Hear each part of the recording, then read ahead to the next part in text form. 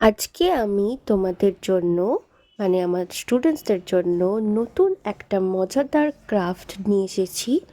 আর সেটা হলো আমাদের সবচেয়ে প্রিয় খাবার চিংড়ি মাছ। আমি একটা সাদা রঙের চিংড়ি মাছ বানিয়েছি আর একটা স্কাই কালারের চিংড়ি মাছ বানিয়ে তোমাদের দেখাবো। আমি এখানে 15 সেমি বাই 15 সেমি একটা স্কোয়ার কাগজ নিয়েছি। এবার তোমরা যদি চাও এর থেকে বড় চিংড়ি মাছ বানাবে তাহলে তোমরা বড় কাগজ নিতে পারো। এবার দেখো ফোল্ডিংটা কিভাবে শুরু হচ্ছে। প্রথমে চিকন করে হাফ করে নিয়েছি আর তারপর এইভাবে ফোল্ড করে নিলাম দুদিকটা। এরপর আবারও এইভাবে হাফ করেছি আর অন্য দিকটা একইভাবে ফোল্ড করেছি। খুব সাবধানে করবে কারণ এটা সূক্ষ্ম একটি কাজ। ফোল্ডগুলো ভালো করে করো। দেখো এইরকম দেখতে হচ্ছে। এরপর আমরা পুরো অংশটাকে এইভাবে ফোল্ড করলাম আর তারপর এখান থেকে কাঁচি জ্বালিয়ে দেব। খুব মন দিয়ে দেখো, কাঁচিটা খুব ধীরে চালাবে,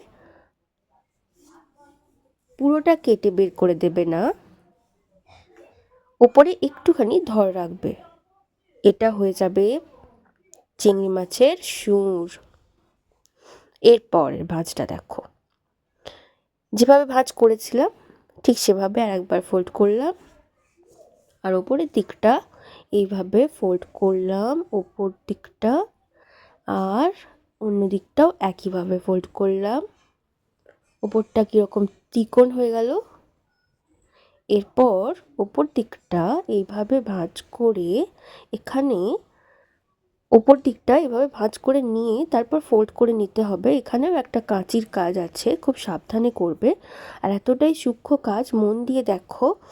এইভাবে ফোল্ড করে নিয়েছি আর এই অংশটায় একদম ছোট্ট করে একটা কাঁচি চালাবো। একদম ছোট্ট একটা অংশ দেখো কেটে বেরিয়েছে। আর এই অংশটা দিয়ে আমি এই সুরগুলো ঢুকিয়ে দেব। খুব সাবধানে করবে যাতে ছিঁড়ে না যায়। এরপর দেখো প্রায় আমাদের চিংড়ি মাছটা রেডি। কি কঠিন মনে হচ্ছে? না না, একেবারেই কঠিন না। দেখো হাফ করে দিয়েছি প্রায় চিংড়ি মাছটার মুখটা, দেখো বুঝতে পারছো? ব্যাস, এরপর আমরা চিংড়ি মাছের বডিটা করব। এভাবে ধীরে ধীরে ফোল্ড করতে করতেই চিংড়ি মাছের বডিটা তৈরি হয়ে যাবে। আর শেষের অংশটি লেজের জন্য ছেড়ে দেব। আর সাবধানে, খুব সাবধানে চিংড়ি মাছের বডিটা একটু বাঁকিয়ে দেব আর চিংড়ি মাছ আমাদের রেডি হয়ে যাবে। তো কেমন লাগলো তোমাদের কাজ অবশ্যই জানিও। আর কটা চিংড়ি মাছ বানালে সেটা আমাকে কমেন্টে জানিও। আর সামনেই ক্রিসমাস আসছে। ক্রিসমাসের অনেক ভিডিও তোমাদের বানিয়ে আমি দিয়েছি আগেই। তোমরা সবাই চেষ্টা করো, তার লিঙ্কগুলো আমি ডিসক্রিপশান বক্সে দিয়ে দেব। ফাইনালি চিংড়ি মাছটা রেডি হয়ে গেছে। আর এইভাবে যেভাবে বললাম, চিংড়ি মাছের পিছনের অংশটা একটু কার্ভ করে নিলাম খুব সাবধানে। আর চোখটাও এঁকে নেব।